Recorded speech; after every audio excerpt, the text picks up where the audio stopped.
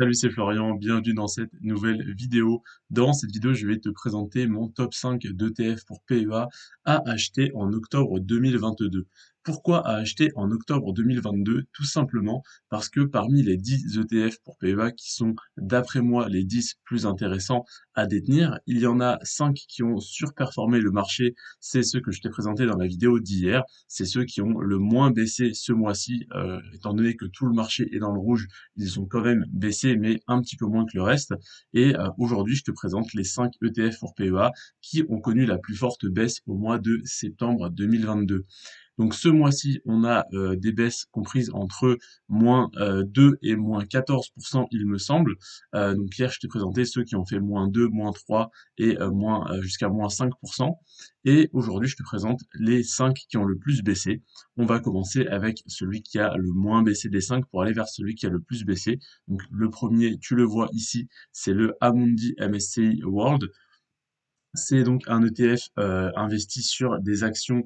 Alors, d'après son nom, on pourrait dire des actions du monde entier. Ça n'est pas totalement vrai. C'est des actions de tous les pays développés parce qu'en fait, c'est alors j'ai plus les chiffres, mais un certain nombre d'actions des plus grosses capitalisations mondiales. Et donc forcément, les plus grosses capitalisations sont à 90% des actions américaines et quelques actions françaises, etc. Mais très globalement, c'est des actions américaines.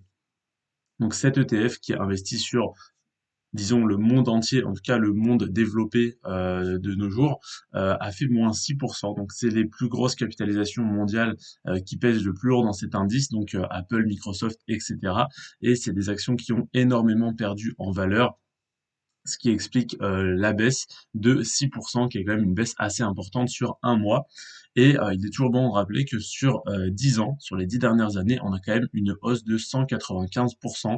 Autrement dit, l'ETF a fait x3, quasiment x3 sur les 10 dernières années, même en tenant compte de la baisse récente de ces derniers mois. Donc il reste évidemment très intéressant sur le long terme. Le deuxième qui a le plus baissé ce mois-ci, enfin le quatrième en partant de la fin de cette liste, c'est le Lyxor Stocks Europe 600 Healthcare. C'est donc un ETF investi sur le secteur de la santé en Europe. C'est donc un ETF qui est intéressant pour diversifier ton portefeuille sectoriellement. Et donc, on a une baisse de moins 7% sur cet ETF qui est un des moins performants du portefeuille, mais qui peut être intéressant si tu arrives à cycler, à comprendre les cycles du marché et donc à faire tourner ton portefeuille en fonction des cycles de marché. En ce moment, le secteur de la santé a beaucoup baissé, mais est-ce qu'il a plus baissé que le reste des autres secteurs? Eh bien, pas forcément, comme on va le voir avec les deux prochains ETF. Donc moins 7% ce mois-ci et plus 130% sur les 10 dernières années. Le troisième de ce classement, c'est le Lyxor Stocks Europe 600 Technologies. C'est donc un ETF investi une fois de plus en Europe, mais cette fois-ci sur le secteur de la technologie. Et donc, il a connu une baisse de moins 8% ce mois-ci, ce qui est une baisse très importante parce que 8% en un mois, c'est vraiment énorme. Et il est tout de même évidemment dans le vert sur le long terme, il est à plus 190% sur les 10 dernières années, donc en 10 ans, il a pratiquement triplé de valeur. Donc c'est un secteur qui est très intéressant et c'est un secteur un peu comme celui de la santé qui est cyclique et enfin qui est cyclique pas par rapport aux informations sur ce secteur mais simplement par rapport au marché. Si globalement le S&P 500, le CAC 40 baisse, le secteur de la technologie va baisser également et va même plus baisser. Si les marchés sont haussiers, que le CAC 40 fait plus 4%, le S&P fait plus 6%, et ben ce secteur de la technologie va faire plus 10, plus 15%. Donc il réplique simplement les performances du S&P 500, du CAC 40, etc., de tous les gros indices, en étant amplifié au moins x2. Donc évidemment, il n'y a aucun lien de causalité, de corrélation. Enfin, il y a une corrélation, mais sans lien de causalité. C'est simplement les investisseurs qui surréagissent et qui survendent les valeurs technologiques qui sont souvent surévaluées quand il y a une petite baisse ou une récession et une correction. Et quand il y a une hausse, eh bien, ça pousse à la spéculation sur des valeurs comme Amazon, Tesla ou Apple, et donc ça monte très fort. Donc là, le marché est baissier, donc forcément, le secteur de la technologie baisse de 8% ce mois-ci. Le deuxième meilleur ETF à acheter ce mois-ci, c'est le Lyxor Stocks Europe 600 Financial Services, un ETF sur le secteur de la finance en Europe, donc une fois de plus en Europe, qui a fait moins 8% également ce mois-ci. Alors évidemment, c'est arrondi au plus près, hein, au dixième, à l'unité supérieure ou inférieure. Mais voilà, on est aux alentours des moins 8% sur un mois, ce qui est énorme. Et une fois de plus 200% sur les 10 dernières années. Donc, autrement dit, l'ETF a fait x3 sur 10 ans. Et le meilleur ETF pour PEA à acheter ce mois-ci, alors meilleur ou pas selon ta façon d'investir, ça peut être le Lyxor Daily Leverage CAC 40, c'est tout simplement un ETF à effet de levier sur le CAC 40 avec un effet de levier x2 appliqué de manière journalière.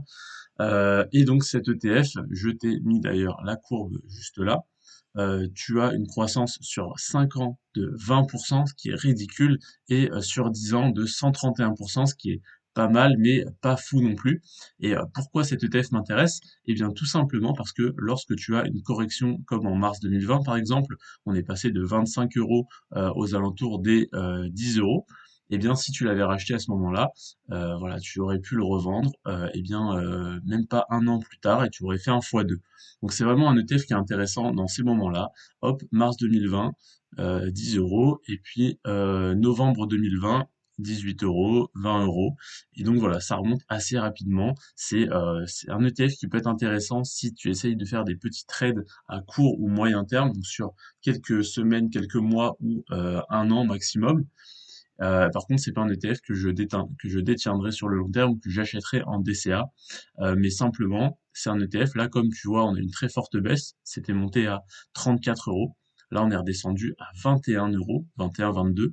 Voilà, on peut espérer qu'il remonte à 40 dans quelques mois. Et donc, ça te ferait un x2 en peut-être 6 mois à un an quand l'économie voudra bien redémarrer.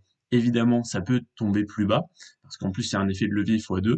Mais ce qui est intéressant, c'est tout de même que ça reste basé sur un indice, donc sur le CAC 40, et que le CAC 40, par définition, ne peut pas tomber à zéro parce que ça reste les 40 plus grosses entreprises françaises. Donc, peu importe quelles sont ces 40 entreprises, le CAC 40 ne pourra pas tomber à zéro ni ne tomber très bas. Donc, ça peut continuer de descendre encore pendant un moment, mais ça ne peut pas tomber à zéro. Donc, ça finira forcément par se relever comme ça l'a toujours fait. Voilà, hop là, c'est pas ça.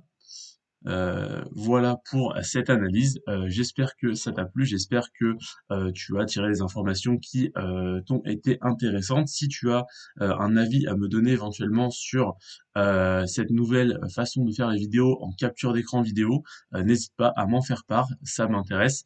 Et si tu préfères que je revienne à l'ancienne à me filmer, tu peux me le dire, mais ça fait des mois que je fais comme ça en étant en face caméra et qu'on me dit de mettre des images. Donc là, j'essaye de te mettre le tableau sous les yeux et de te mettre le graphique également et de te l'expliquer un petit peu. N'hésite pas à me donner ton avis, à me faire un retour sur ce format de vidéo. Je te remercie en tout cas d'être resté jusqu'à la fin de celle-ci. C'était Florian. Sur ce, prends soin de toi et de tes finances.